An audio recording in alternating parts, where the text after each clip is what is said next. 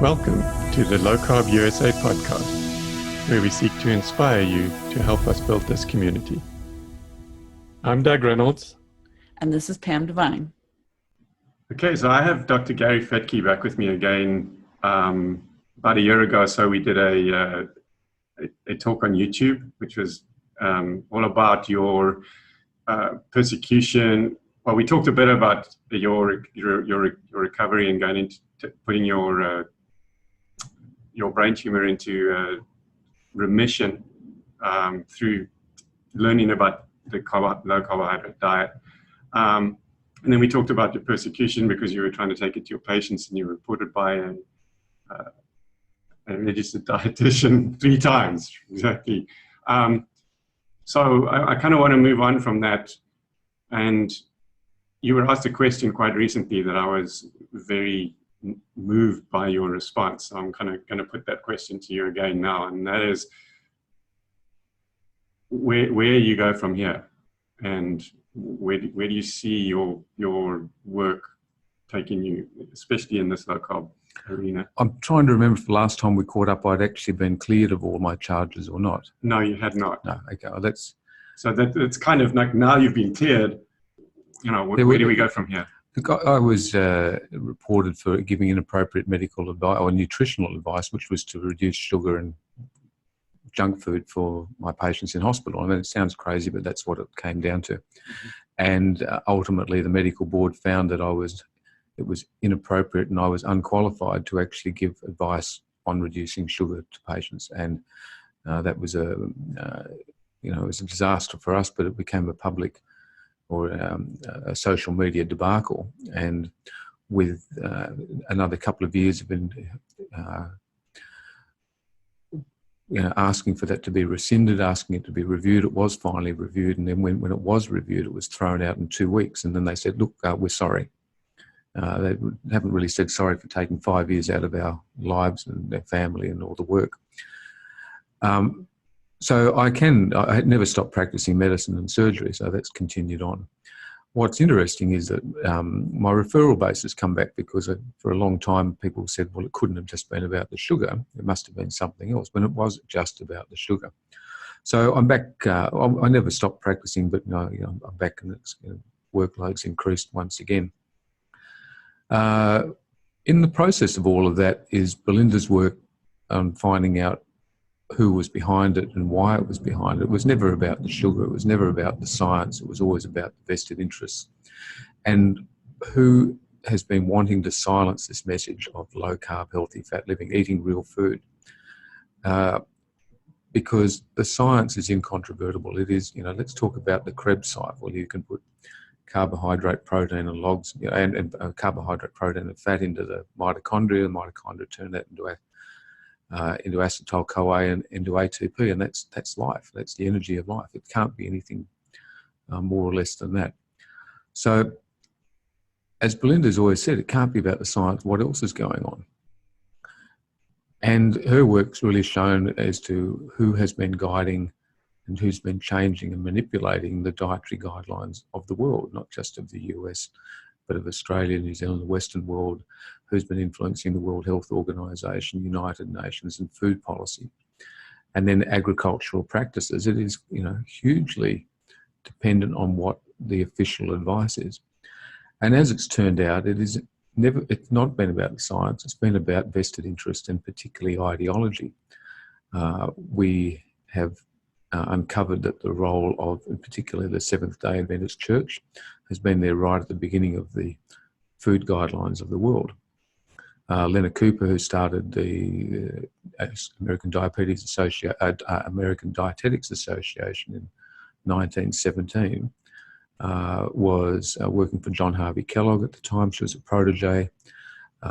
She was a Seventh-day Adventist and leading a vegetarian and probably by definition a vegan lifestyle, because the term veganism didn't actually come up until the 1940s. She was instrumental in starting the Dietetics Association, which became a model for all of the Western associations, British, Canadian, Australian, New Zealand, South African. She was also the writer of the dietetics textbooks and nursing textbooks for the next 30 to 40 years that travelled around the world and effectively influenced the entire origins of dietetics and ultimately the dietary guidelines of the world. And if you look at the dietary guidelines, they are now essentially cereal-based, anti-meat, anti-dairy, rapidly vegetarian, vegan. And they've evolved, and our work over the last few years has really shown how they've evolved from, a whole food, meat and dairy at the top of that guideline to now being sequestered, down to the bottom and even now out to the side. I know my plate doesn't even have the word meat on it now, it just has the word protein. And that really lets drift in all these side issues, nut, legumes and alternative meats. And so the Adventist Church have been promoting the Garden of Eden diet, the vegan diet, since their inception. They, by nature, are the cereal industry. They started 101 cereal companies were started in Battle Creek, Michigan, nearly 100 years ago, or a bit over, in late 1890s to 1910. They effectively own the cereal industry of the world. They also brought the soy industry to the US. So we started with soy from China, but they effectively now own the Western world soy industry. They were right there at the beginning of all the meat alternatives. John Harvey Kellogg was involved in developing nut meat analogues way back again around the 1890s. So we've got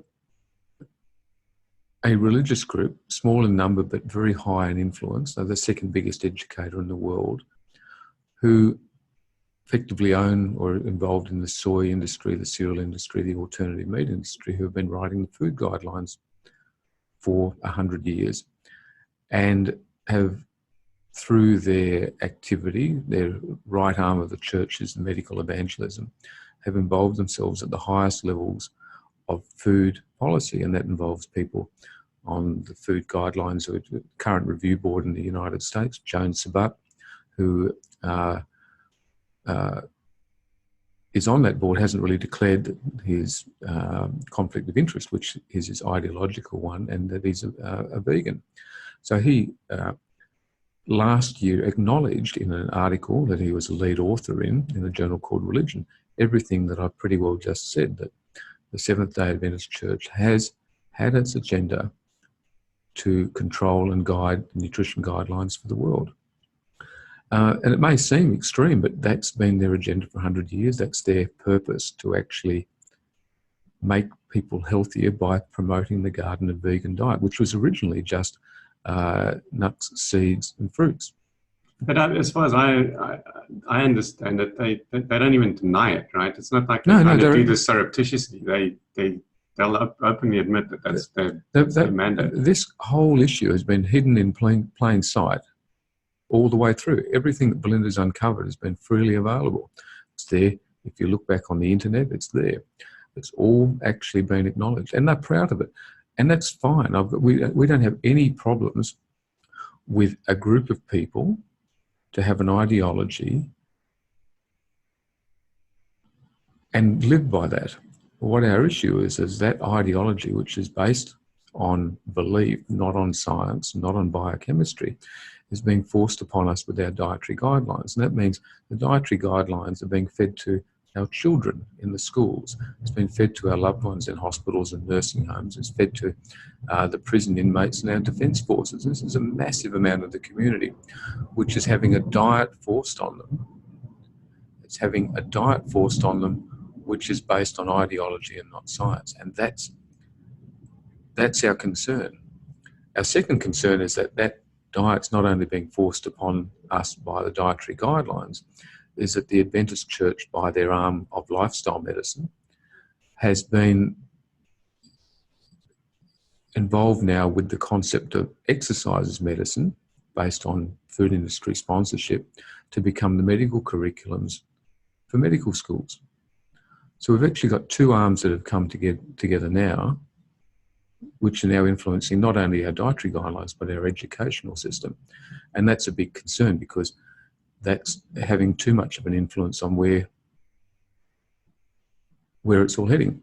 It would be fine if that experiment of a low-fat, high-carb diet was working.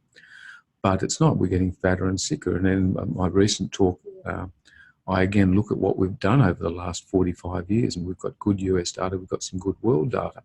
We've in fact adopted everything we were supposed to do. We've increased our cereal intake. We've decreased our dairy intake. We've increased our fruit and vegetable intake. We've increased our protein intake with nuts and legumes, and we've decreased our red meat consumption. We've done everything that the Garden of Eden diet has wanted from a dietary guidelines, but across the US, across the world, we've in fact gotten fatter and sicker with a whole cohort of metabolic diseases.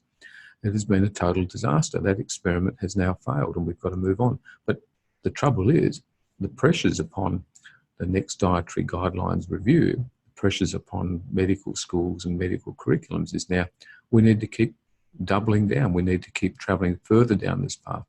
And it's a complete myth when people say the dietary guidelines don't work, because we've done what they were supposed to do and they have failed.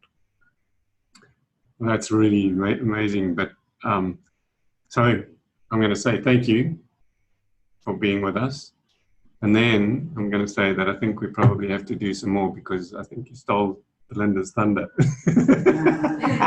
Not completely. No, you can build on that.